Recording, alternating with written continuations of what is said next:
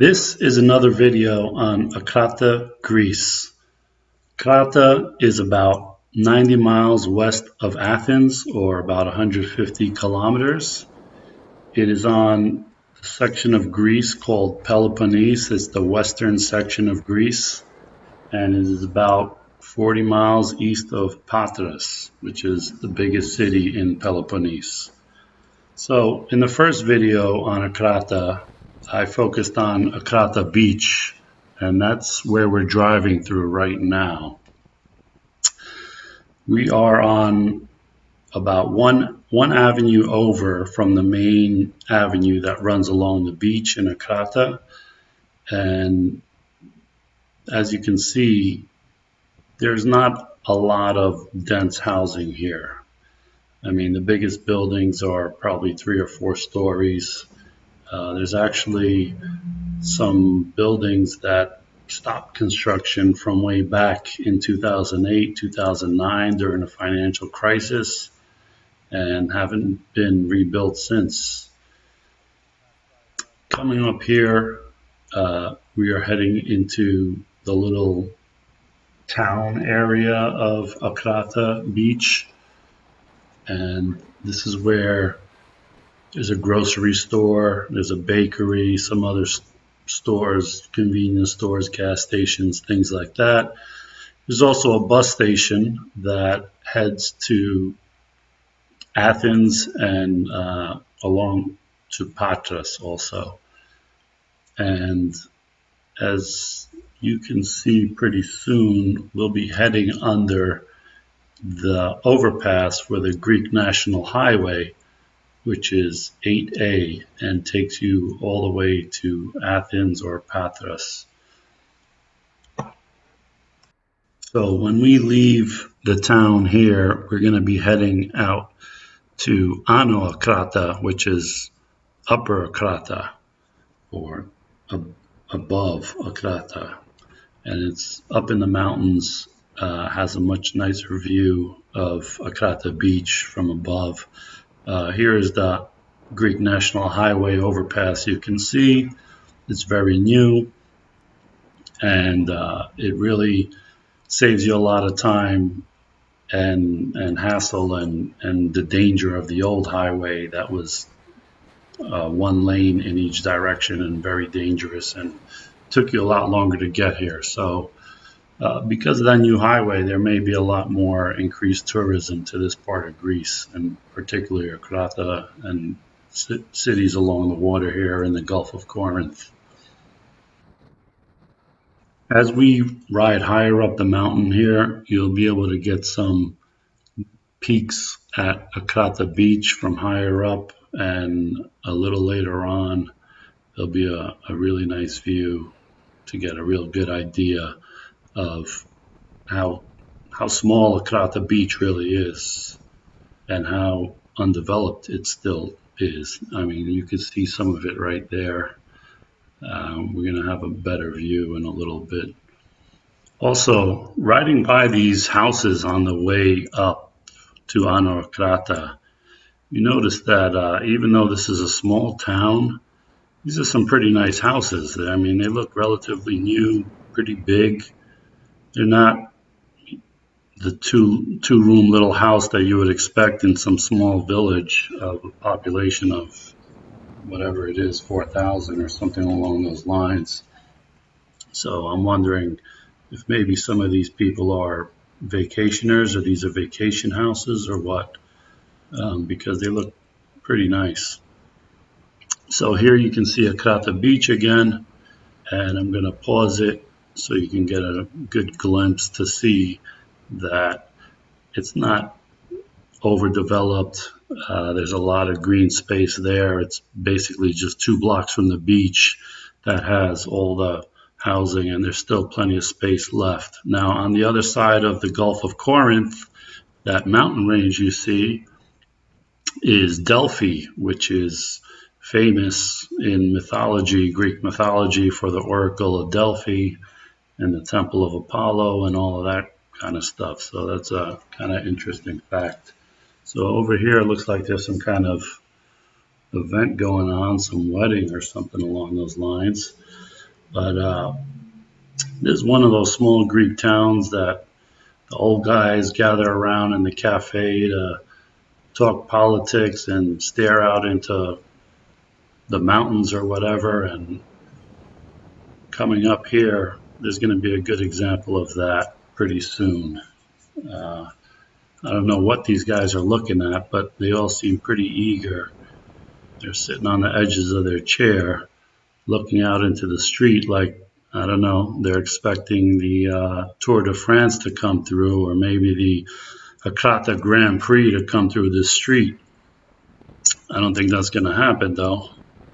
Uh, or maybe they're just looking out into the mountains for the sunset because it is probably about 7, 8 o'clock and the sun's going to be setting soon. So it's probably a pretty nice view. I imagine they do that most days.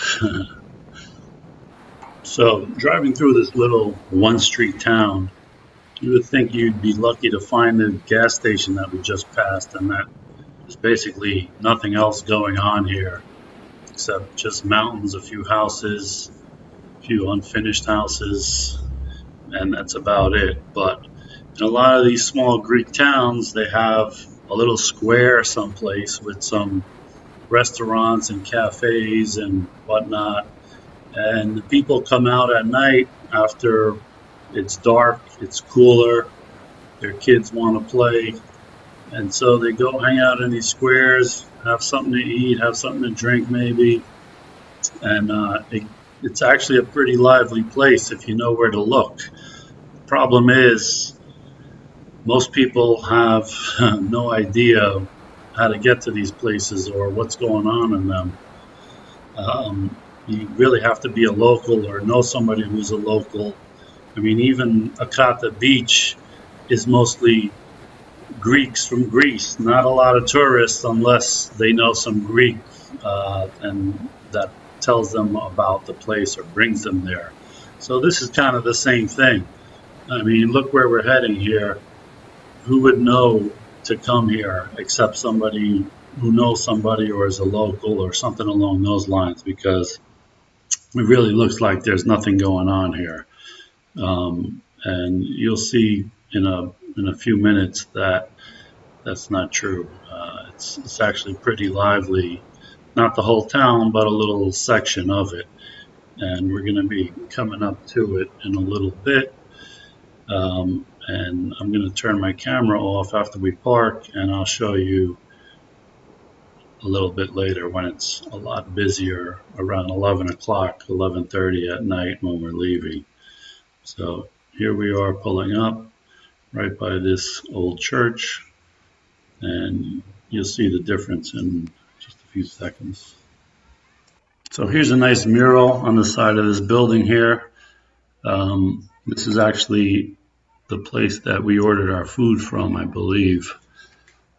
So you can see this square is really packed, and all of these buildings have restaurants on the bottom floor, and they serve everybody in the square.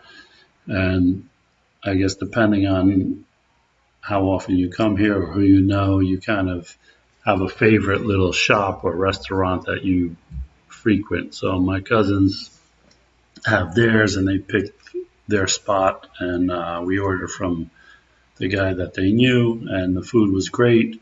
Had some little Greek meatballs called keftades, some French fries, some Greek salad, some drinks. It's a good time, really good food. I'm sure all the food in all those restaurants there are really good. Otherwise, the place wouldn't be so packed. So now we're just walking back to the car. We're going to head back. One thing you notice walking down the streets over here, even though they're really dark, there's a lot of little kids playing around. They're all together, 8, 10 of them on their bikes or whatever, playing while their parents are in the square, I would assume. I don't know. But, it's pretty cool that they still have towns like that where kids could hang out with their other kids in the neighborhood, and the parents don't have to worry like they do, in big cities where they never do that anymore. We used to do that when we were kids, hang out late at night, play manhunt or whatever, and not have a care in the world. These days you can't do that, but it's good to see that places like these little villages in Greece, they could still do that. So I'm going to get in the car and head back. Along the way, there's another little section uh, that we passed on the way here. You couldn't really tell because it was daytime, so the restaurant wasn't open, but there's two restaurants and another little square or park that is also going to be pretty packed when we pass by it. I've eaten here before, and it's kind of also a local kind of spot where the chairs are in the public square and the restaurant is across the street. And they come and take your order, go back to the restaurant across the street, bring you your food. And if I remember correctly, I don't think I don't think they even have menus. Maybe they do, but we didn't need them because a lot of these restaurants sell similar types of food. So you just go there and say something like, "We want 5 pork souvlakis, 3 chicken souvlakis, Greek salad, keftedes, French fries, bread, beer, or whatever, wine." Uh, and the weird thing with the wine is you don't tell them I want 1968 Mondavi or something like that. You just tell them I want white wine or I want red wine. There is no type of wine or year or anything like that. It's just the house wine. I don't know if they literally make it themselves or not, but they usually just carry white and red, and that's it. And you just ask for that, and they bring you a carafe, and it's actually pretty good. So I have no complaints, although I'm not a wine connoisseur by any means, but it tasted pretty good to me, so I can't complain. There's a lot of people there, and I don't know that they're necessarily eating still right now. They probably already ate, and now they're having a beer or having a coffee or having a little sweet or something like that while they hang out and talk, even though it's probably getting close to midnight.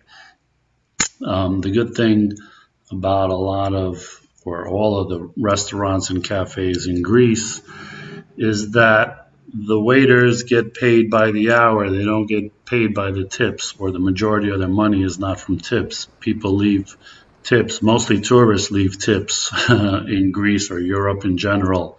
Um, Local Greeks, they usually leave nothing or a few change of their euro. And the reason for that is that they get a decent salary without the tips. So the result of that is that they pretty much leave you alone to sit there as long as you want. They're not eager to turn over the tables so that they can make more tips.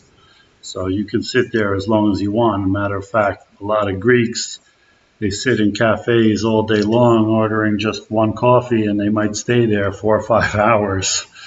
And so they don't have a waiter coming up hounding them to try to buy more stuff or get them to leave so that they could get another customer and get tips. So that's a good thing, and that could be a bad thing as well, because if you do want some kind of service, you'll see that they're not that eager to look to see if you're trying to call them over or whatever to try to order something else. So it's kind of a double-edged sword in that they leave you alone on one hand, but the service can be a little spotty or a little lacking if you're used to somebody always looking to get you something new or see if you have any problems or need any help with anything.